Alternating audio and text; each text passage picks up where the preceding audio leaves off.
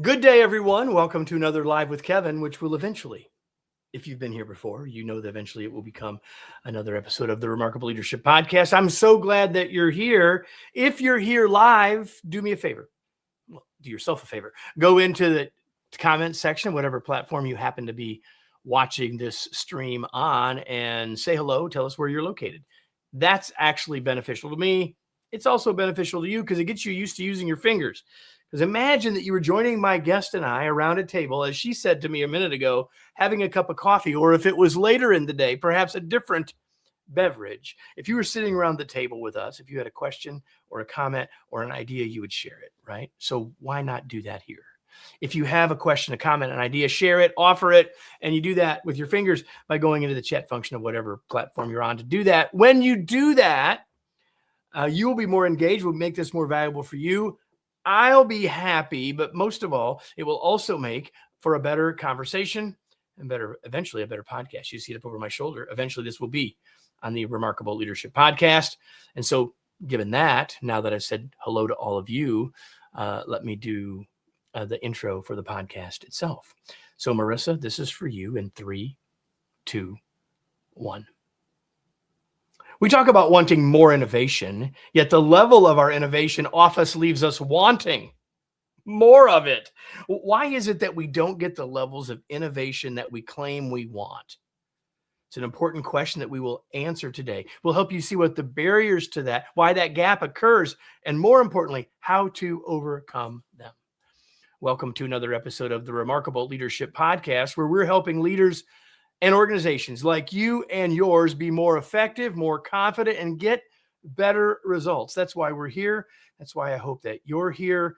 And so I hope that if you are listening to this, you'll say, this is something I'd like more of, which means you might want to get it earlier, which I need to tell you that these episodes are initially live streamed. In this case, about 7 weeks before you're getting the chance to hear it. So if you want to be on the inside, if you want to get the inside track, if you want to get this information sooner and sort of be a part of the show in a different sort of way, just make sure you connect with us on LinkedIn or Facebook, 2 of the places where we do these live streams. And so you can learn more and get connected there by going to remarkablepodcast.com/Facebook or remarkablepodcast.com/LinkedIn. Pretty straightforward. If you like what you're hearing today and you want help developing the leaders in your organization, we should definitely talk. And the best way to do that is to reach out to us to info@kevinikenberry.com. And when you do that, we'll schedule a time to learn more about what your needs are and how we might be able to help. So with that, I'm going to bring in our guest, and you'll have way more enjoyment by not just having Kevin. Lorraine Marchand is my guest today. She's a consultant, author, and educator on innovation. She has extensive experience in new product development. She's co-founded several startups, held leadership positions at companies including Bristol Myers Squibb, Covance LabCorp, and IBM.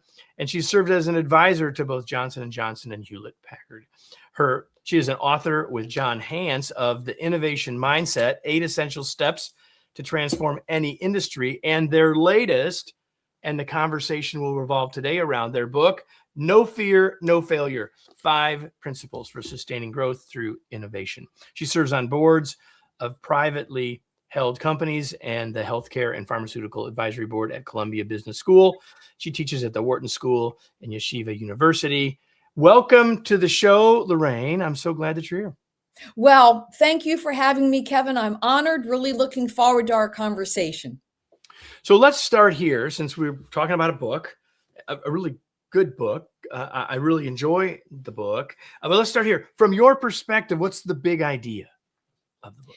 Well, the big idea, Kevin, is that despite the fact that, as you mentioned in your opening, so many people, so many organizations say that innovation is the lifeblood of the company, of its growth, of its success, 95% of CEOs surveyed said they do a lousy job of it. And I decided that that was a question worth pursuing, particularly since I had some colleagues ask me, what can I do in my organization to help foster more innovation, more growth? We're not doing a very good job. How can I help?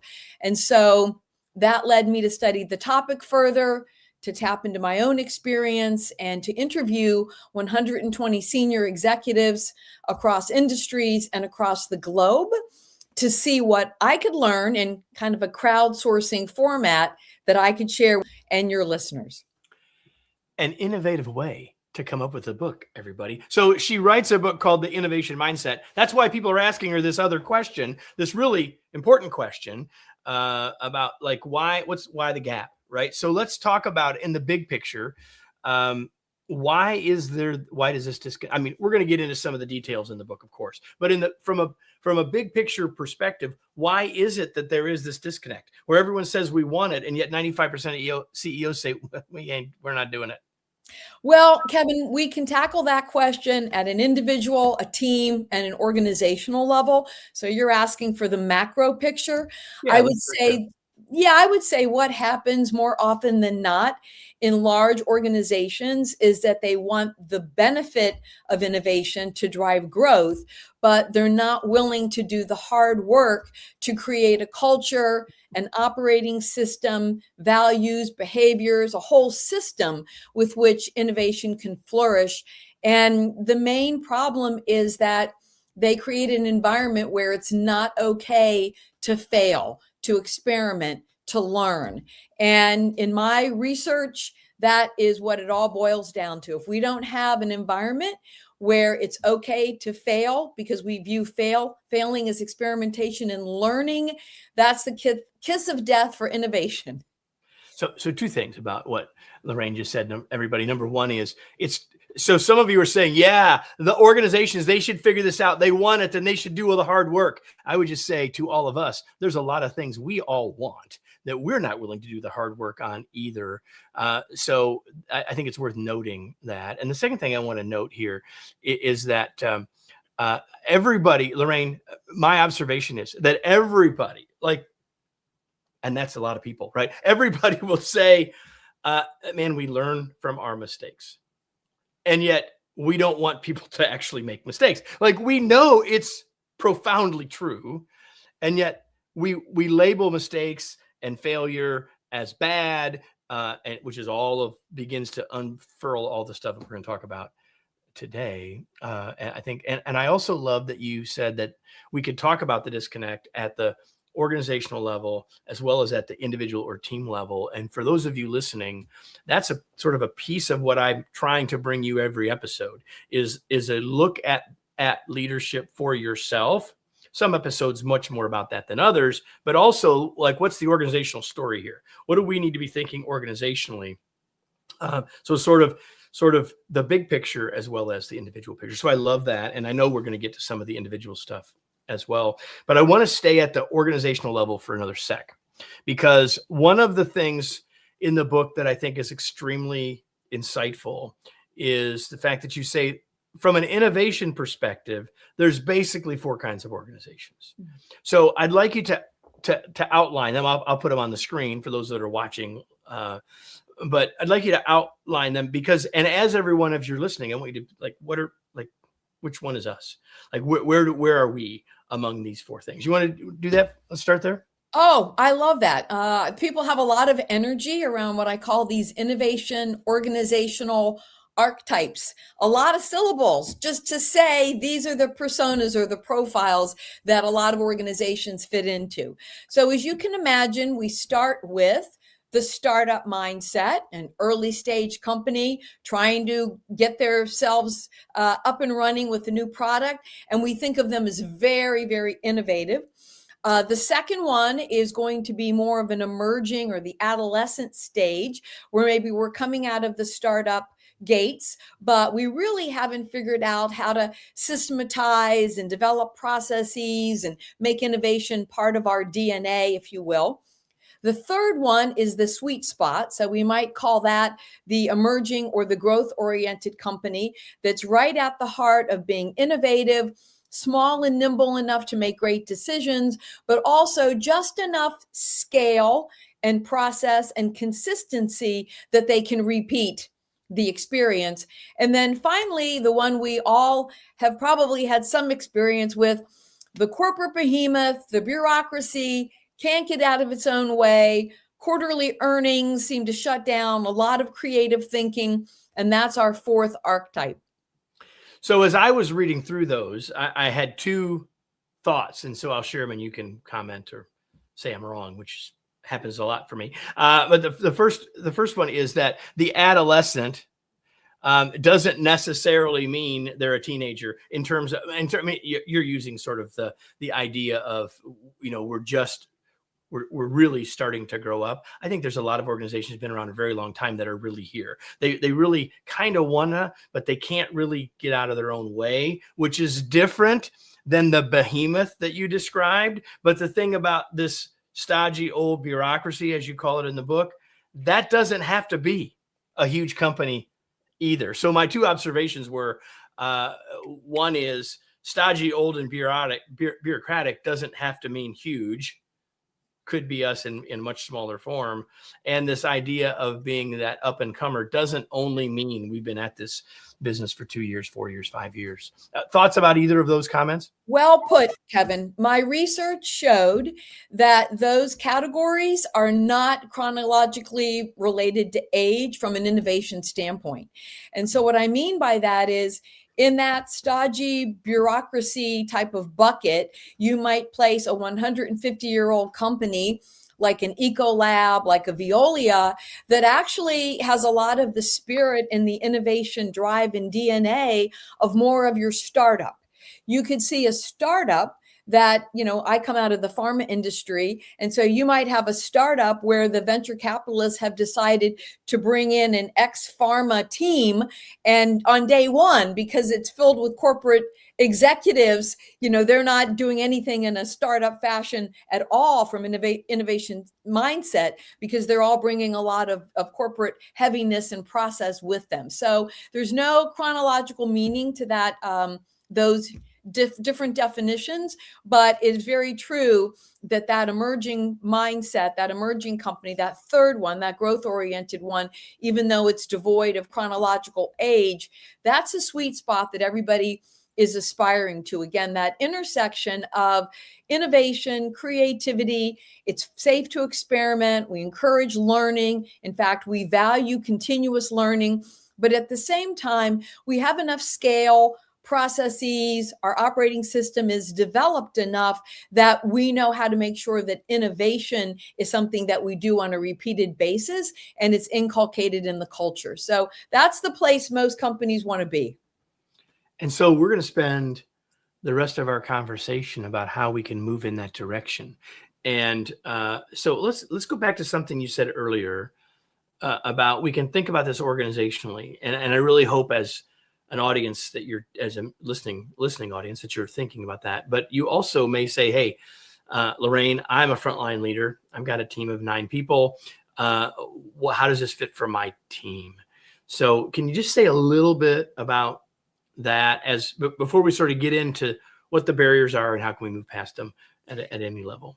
Well, so as a team leader, one of your obligations is to create an environment that brings out the most in your folks. You want high performing teams. You want creativity. You want people to feel comfortable bringing new ideas to the fore.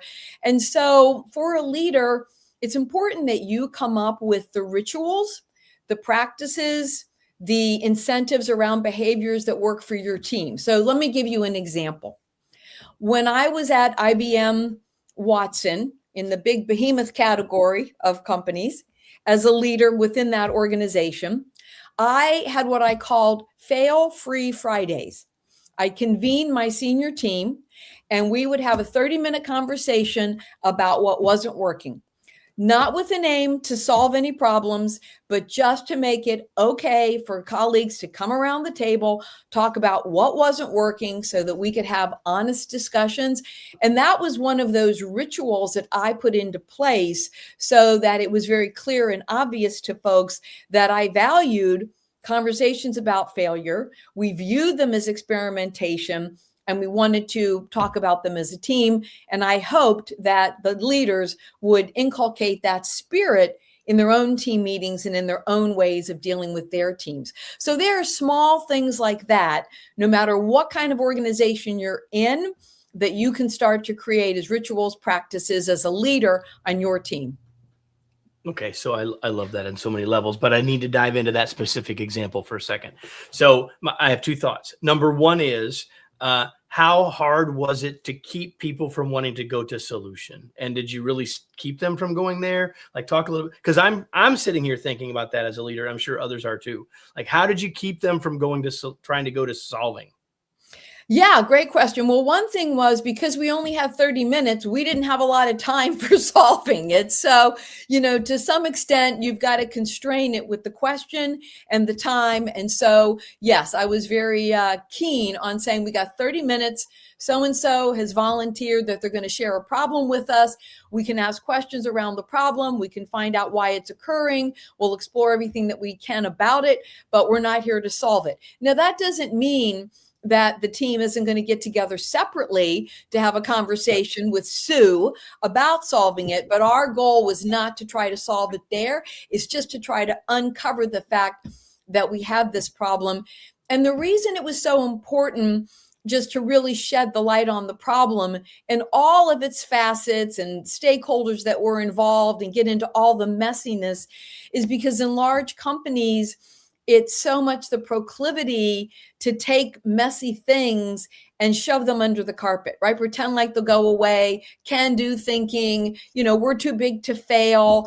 And so I needed to pull all that stuff out of under the carpet, bring it into the light, and just get people into the habit of talking about it.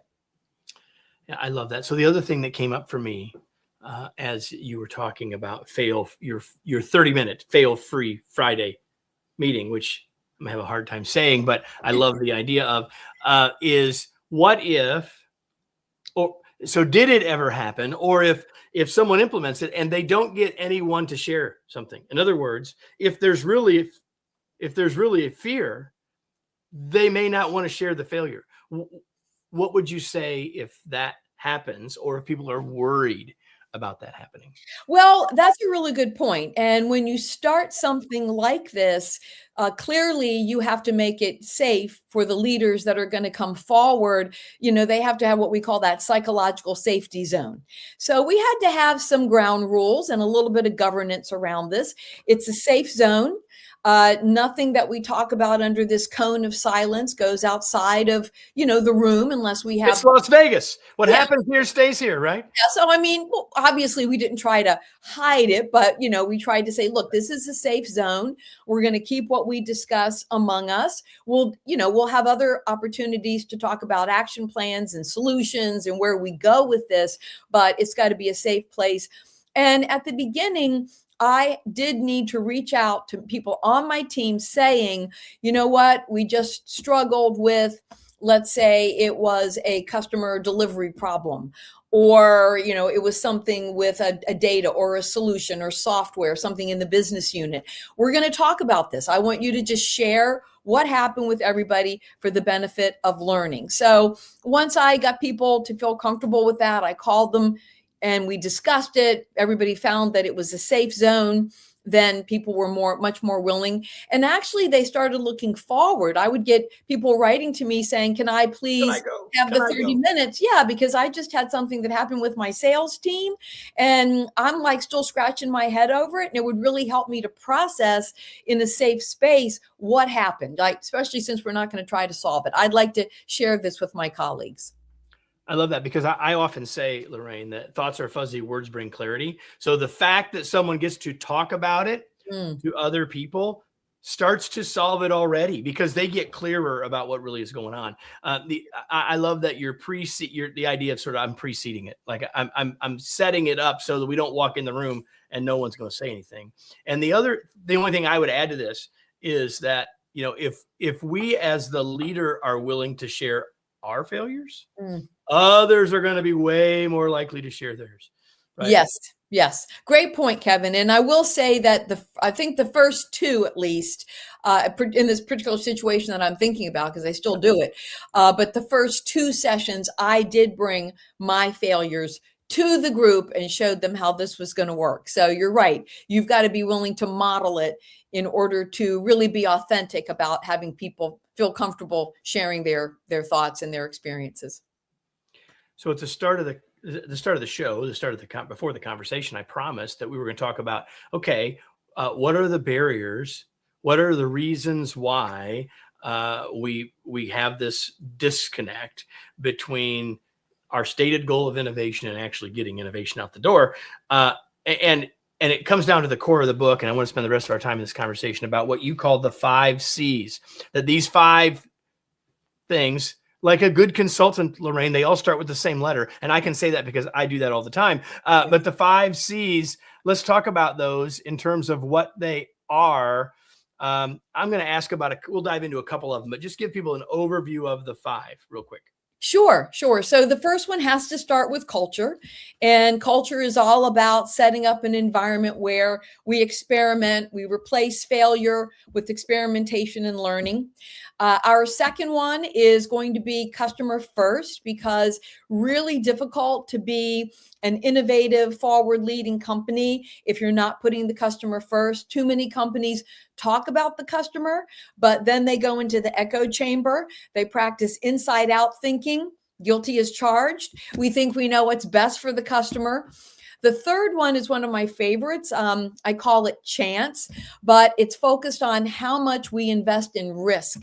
And this goes back to the golden ratio of kind of that magic 10% that we need to be investing in breakthroughs, innovation, transformation, things that we don't know how they're going to turn out, because a lot of times that's what's driving 70% of new growth 5 years later. There's also an important corollary to invest in your team and give them the latitude to try. We certainly have a C around collaboration.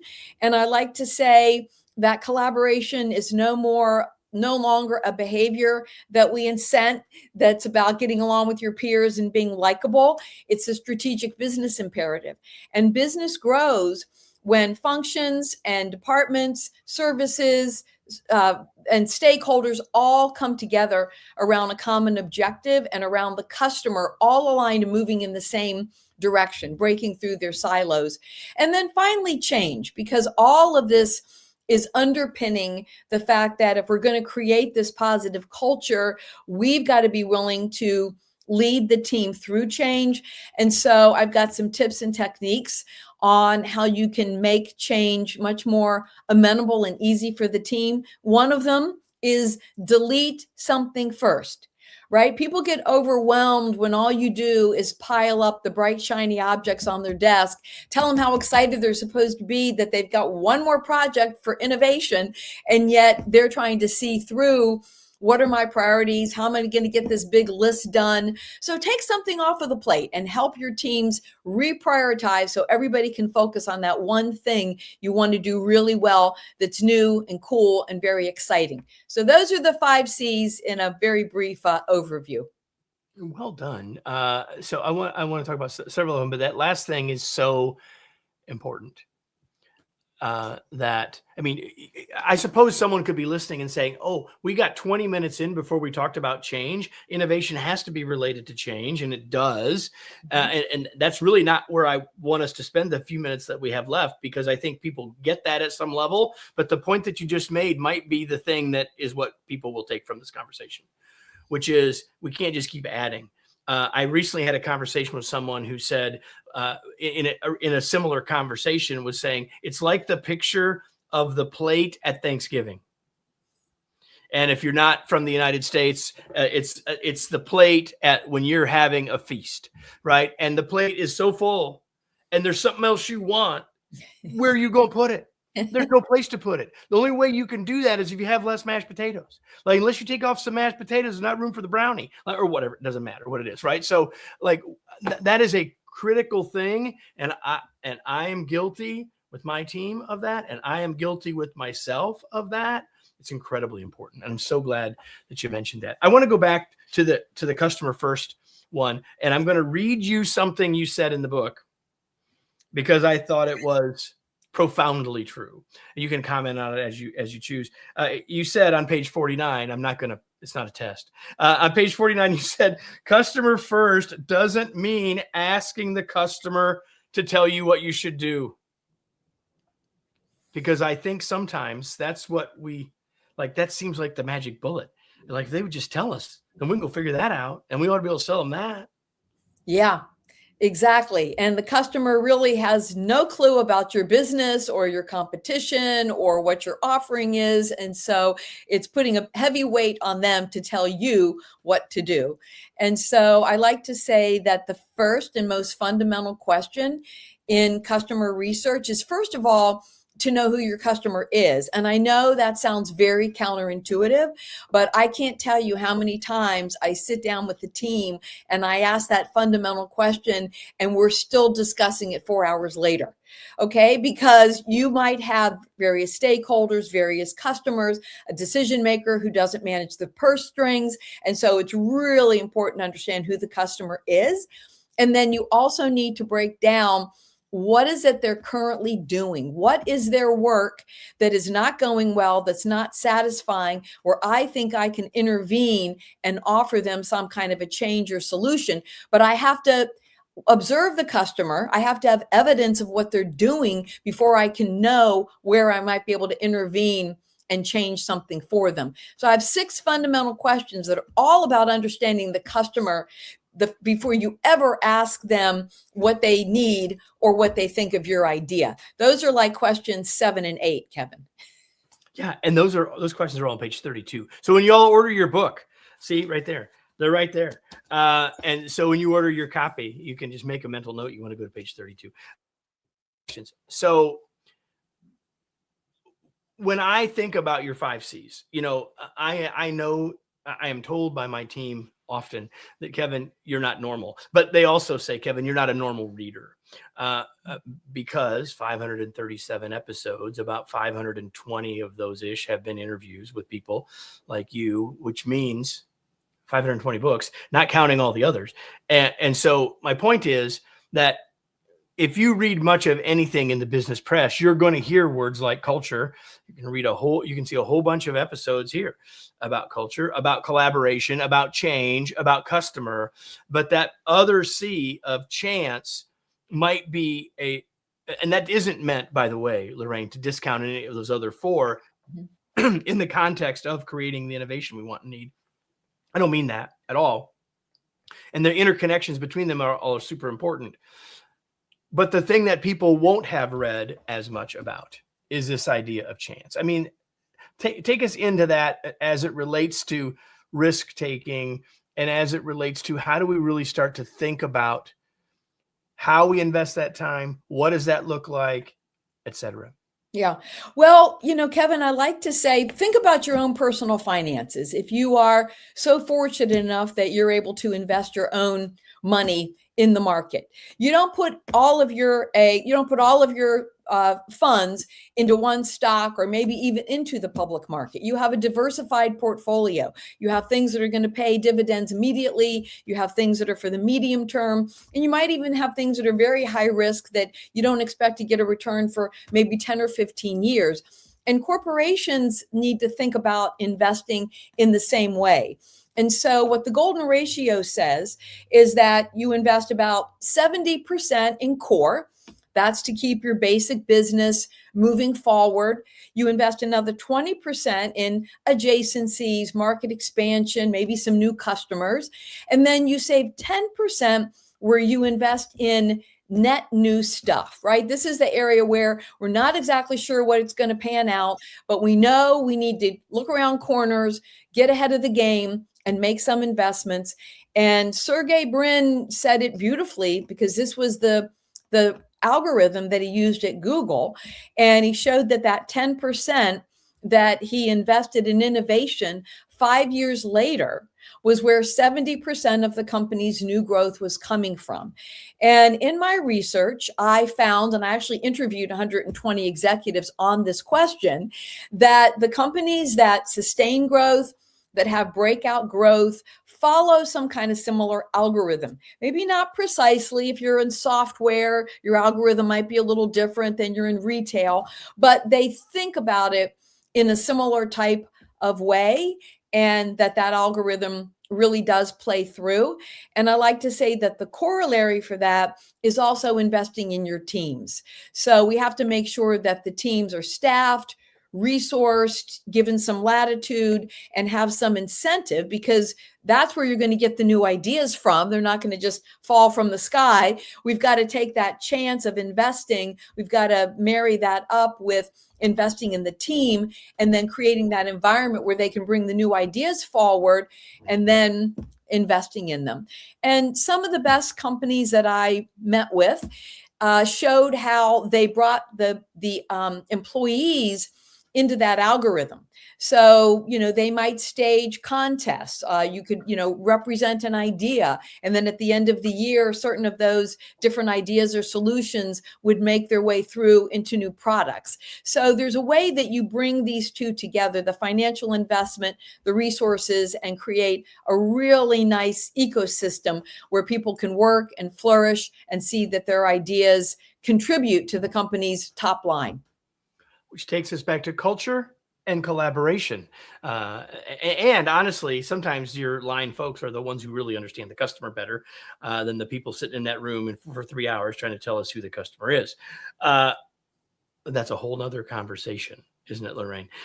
Hey, before we go, I've got a couple things I want to ask you. And one of them, is there anything, by the way, that I didn't ask that you really wish I would have, or that you'd like us to talk about for a minute or two? I just want to encourage your audience.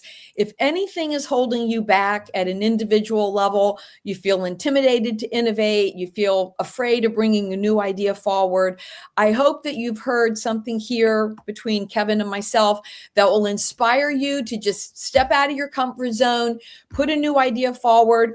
And as I tell my students, if you're in an organization that doesn't value innovation and doesn't want to hear your new ideas, that's something that you should know. And maybe it's something that you need to act on.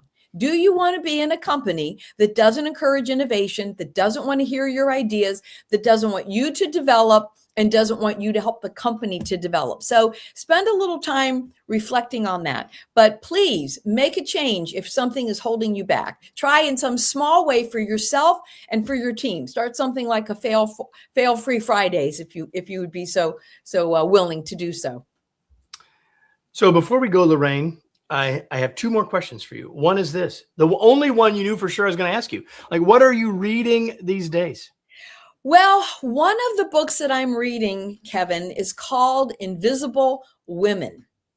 And the reason that I'm reading it is because we're definitely square in an era of data and AI. And the book's premise is that a lot of what AI is operating off of, obviously, is published data.